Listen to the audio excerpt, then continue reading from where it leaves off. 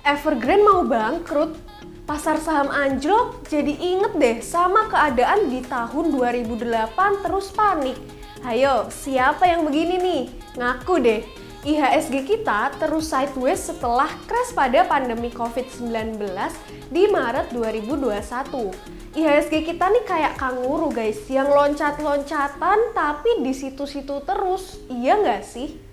Cuma kemarin sempet kaget juga sih, pas IHSG yang udah berada di level 6 ribuan tiba-tiba turun ke level 5.900-an dan untungnya cuma bentar, abis itu dia balik lagi ke level 6 ribuan. Nah, kamu panik gak sih waktu itu? Langsung delete aplikasi trading atau cuma ketawa ketiwi liatin teman-teman kalian yang lagi panik? Gimana coba? Tenang aja sih sebenarnya, jangan panik, tetap pakai sabuk pengaman kita, soalnya kamu harus tahu, dalam 10 tahun terakhir kejadian sentimen global yang bikin deg-degan kayak krisis-krisis gitu bisa dibilang hampir muncul setiap setahun sekali. Sebelum aku jelasin lebih lanjut, jangan lupa like, komen, dan share konten ini ya. Jangan lupa juga untuk subscribe channel Mtrade karena di sini kita bakal cerita-cerita seru seputar dunia persahaman dan perkriptoan. Mau dapat bimbingan intensif belajar saham dan referensi? Bisa tanya jawab secara intensif?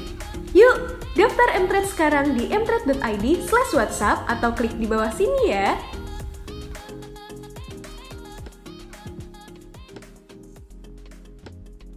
Di sini aku udah ngerangkum 4 kejadian yang bikin pasar saham kita bergejolak nih. Setidaknya sampai bikin IHSG turun lumayan dalam. Ya bikin jantung cenat-cenut, sedikit berdebar, cuma bukan karena jatuh cinta, tapi karena lihat floating loss saham yang kayaknya bisa jadi DP rumah sih.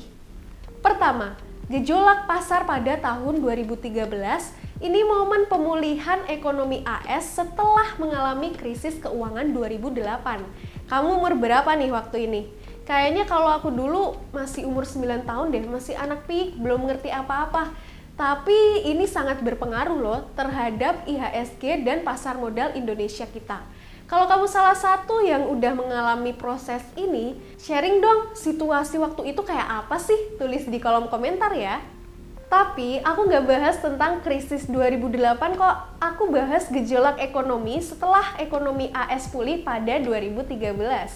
Jadi dengan pulihnya ekonomi AS, Bank Sentral AS yang namanya Federal Reserve memutuskan untuk tapering off.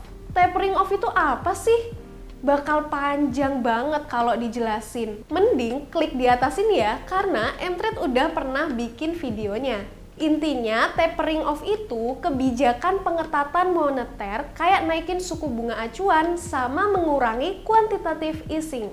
Nah, Amerika udah pede banget pas 2013 bakal mulai tapering off yang tahap awalnya dengan mengurangi quantitative easing atau mengurangi pembelian obligasi oleh Federal Reserve alias The Fed.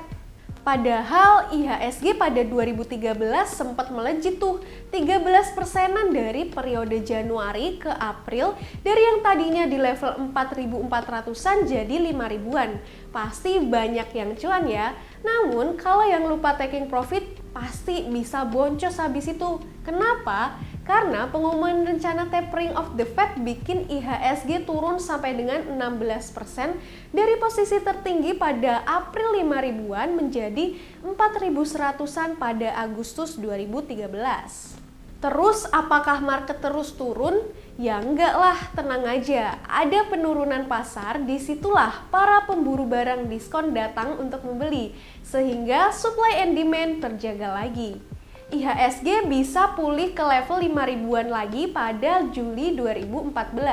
Ya hitungannya lumayan cepet lah, tapi ternyata badai tapering off ini belum berakhir. Cerita selanjutnya kita bahas di poin kedua ya. Kedua, gejolak pasar 2015.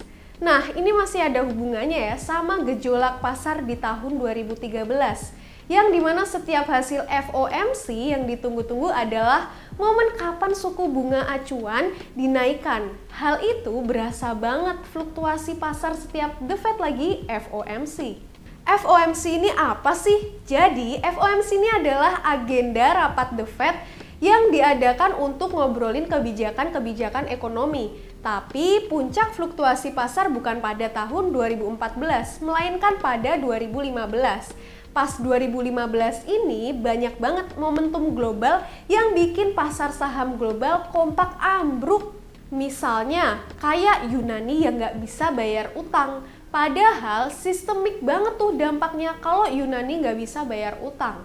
Efeknya banyak investor yang pindah ke aset lindung nilai kayak emas maupun safe haven currency dan obligasi AS yang memang lagi diisukan mau naikin suku bunga. Di tengah-tengah isu itu tuh ada Cina yang mendevaluasi yuan. Jadi kayak Cina ini sengaja melemahkan mata uangnya terhadap dolar AS. Kok gitu ya? Padahal banyak banget negara yang berharap mata uangnya ini bisa menguat terhadap dolar AS. Tapi Cina malah sebaliknya. Intinya mungkin ada rencana gitu kali ya di balik itu, tapi kan kita nggak tahu ya. Ini cuma asumsi aja. Karena kalau mata uang melemah, kan harga barang-barang ekspor juga kompetitif tuh. Apalagi kita udah tahu barang-barang made in China ini ada di mana-mana. Jadi mungkin ini adalah salah satu penyebab perang dagang antara AS dan China.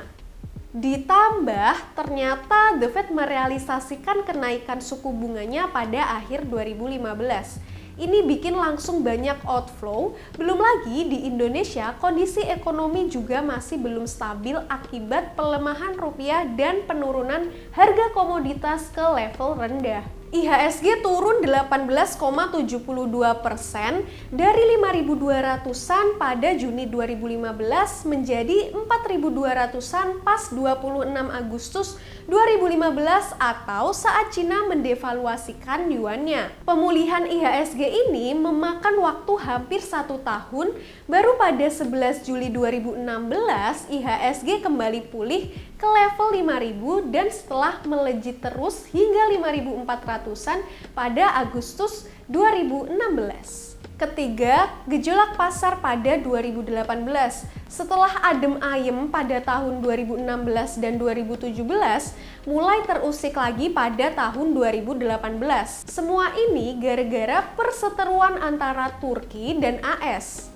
Jadi Turki ini menahan pendeta asal Amerika Serikat, terus Amerika Serikat ini balas dendam dengan kasih sanksi bea masuk 2 kali lipat untuk produk-produk Turki, misalnya kayak baja gitu. Gara-gara itu nilai tukar lira atau mata uang Turki ini ambles parah. Biasanya bank sentral akan mengendalikan dengan menaikkan suku bunga acuan. Akan tetapi pemerintah Turki intervensi dengan tidak menaikkan suku bunga acuan. Akhirnya mata uang Turki pun lanjut longsor.